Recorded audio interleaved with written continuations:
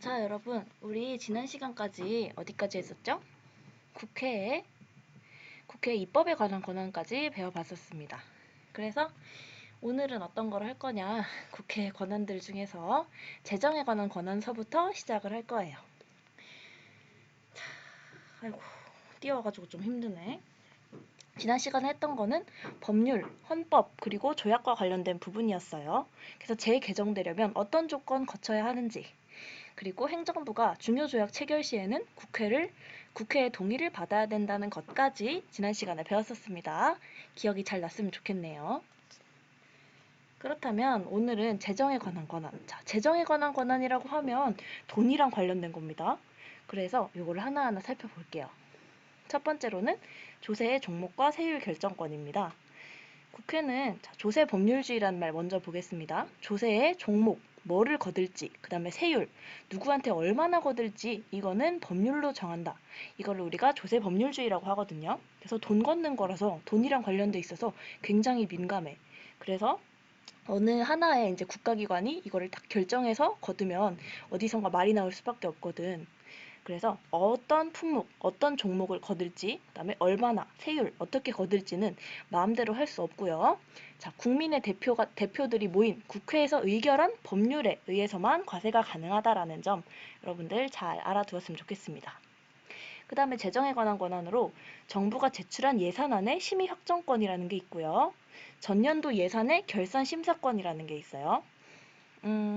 이걸 알기 위해서는 기본적인 상식으로 알아둬야 할 게 하나 있는데 그냥 그거 편하게 얘기 한번 들어보세요. 우리들이 낸 세금 있죠. 그쵸? 그 세금. 행정부가 그런 우리들의 낸 세금을 운용해서 도로도 깔고 뭐 이런저런 정책을 집행을 해요. 근데 그거를 아무한테도 허락 안 받고 마음대로 지네들이 계획해가지고 마음대로 쓰게 하고 그렇게 할 수는 없다라는 거가 기본적인 이제 전제로 깔립니다. 그래서 우리가 보통 나라 돈 쓸 때는 어떻게 하냐. 살림을 하는 행정부가 먼저 예산을 짜와. 어떤 종목에 땡땡 하려면 100억 원이 필요합니다. 이런 식으로 예산을 짜요. 그럼 국회가 그거를 의논해요. 그러면 어떤 부분에 땡땡을 하기 위해서 100억 원이 과연 필요한가? 이 뭐를 위해서 이 100억 원을 쓰는 게 과연 적절한가? 이런 식으로 해서 심의를 해서 확정을 딱 지어주거든요. 그러면 그거 가지고 정부가 집행을 하는 거야. 그 다음에 집행을 한 거 가지고 그거를 진짜 쓸 예산대로 썼는지 계획대로 썼는지 감사원이 결산 검사라는 것도 하고 이제 나중에 또 맨 마지막으로 국회가 결산 심사라는 걸 하게 되는데 그거랑 관련해서 그런 겁니다. 정부가 우리 어떻게 쓸게 이렇게 예산안을 제출하게 되면 국회가 예산안을 한번 심의 의논을 하고 그걸 확정할 수 있는 권리를 가집니다. 왜냐하면 우리 의회는 국민들의 대표가 모인 곳이니까요. 그 다음에 세 번째로는 전년도 예산의 결산 심사권. 전년도 예산을 어떻게 썼다. 그러면 그걸 가지고 마지막으로 이제 계산을 해보고 표결에 붙이는 겁니다. 오케이, 이제 넘깁시다. 새로운 연도로 넘깁시다. 전년도 예산을 심사했습니다. 이렇게 하는 게 결산 심사권입니다. 이런 것들을 가진다. 라는 점이 있고요. 나머지 국회의 권한은 어떤 거냐 하면 일반 국정에 관한 권한이에요. 일반 국정에 관한 권한은 뭐냐? 국정을 감시하고 또 통제하기 위한 겁니다. 감시 통제하는 걸 우선적으로 생각을 하면 될 것 같아요. 이거다라고 우리가 생각하면 되는데 여기서 조금 더 중요하다고 생각하는 게 국정감사 및 국정조사권이 있을 거고요. 그 다음에 탄핵소추권이 있습니다.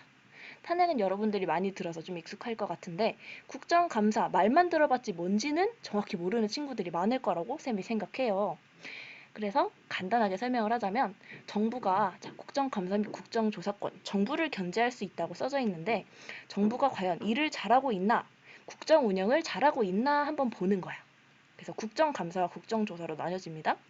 감사는 정기적으로 실시하는 겁니다. 전반적으로 정기적으로 때에 한 번씩 실시하는 거고요. 근데 이 국정조사는 달라요.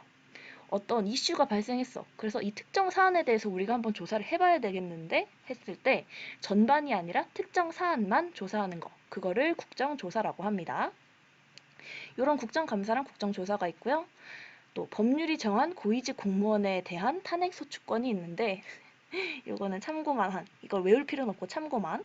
법률에 정해진 고위직 공무원이 직무 집행 과정에서 법을 위반했을 때 그때 탄핵될 수 있는 거예요. 사실 뭐 여담으로 얘기하자면 탄핵될 수 있는 사람들은 대통령, 국무총리, 국무위원, 행정각부의 그러니까 장관, 감사원장, 감사위원, 중앙선관위, 그러니까 선거관리위원회 위원들, 그다음에 법관도 가능합니다. 그다음에 헌법재판소 재판관도 가능해요. 이렇게 많은 사람들을 탄핵할 수 있어. 단 국회의원은 우리가 탄핵할 수 없습니다. 신기하죠? 그다음에 탄핵 소추했고 대통령의 국무총리, 대법원장, 대법관, 헌법재판소장, 감사원장의 임명, 대통령이 이 사람들을 임명을 하거든?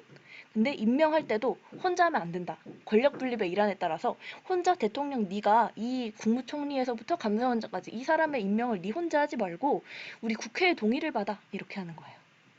이 사람들을 임명하기 위한 동의권, 이 사람들이 굉장히 이제 그 권력이 센 애들이거든. 그래서 혼자 결정하지 말고 국회의 동의를 받아라 라고 하는 게 이거의 취지입니다. 그 다음에 네 번째, 국무총리 및 국무위원 해임 건의권. 이거는 의원내각제적 요소이기도 합니다. 자, 국회가 있고 행정부가 있죠. 근데 여기는 이 사람들은 이제 행정부에 속한 사람들이란 말이야. 그래서 이 사람들을 잘라주세요 라고 행정부에 건의할 수 있는 거. 그게 바로 해임 건의권입니다. 그리고요, 일반 사면에 대한 동의권도 있죠. 사면이란 게 쌤이 저번 시간에 뭐라 그랬지? 어떤 범죄를 저질렀는데 그 형벌을 없애주는 거. 그래서 일반 사면 같은 경우에는 굉장히 중요한 거예요. 왜냐하면 중요한 사안, 뭐 어떤 범죄자의 형벌을 아예 그 범죄의 종류, 어떤 특정 범죄 종류가 있는데 그거에 대해서 별을 면제해 주는 거니까 굉장히 큰 거잖아. 그래서 이런 일반 사면에 대해서는 우리 국회의 동의를 받고 해야 된다라는 게 바로 이 일반 사면에 대한 동의권입니다. 그렇고요. 여기 지난 시간에 안 하고 이번 시간에 기억이 안 나네. 아무튼 그렇습니다. 그래서 요거에 대해서 잘 국회 역할, 권한 이런 거에 대해서 잘 기억해 두시길 바라겠습니다.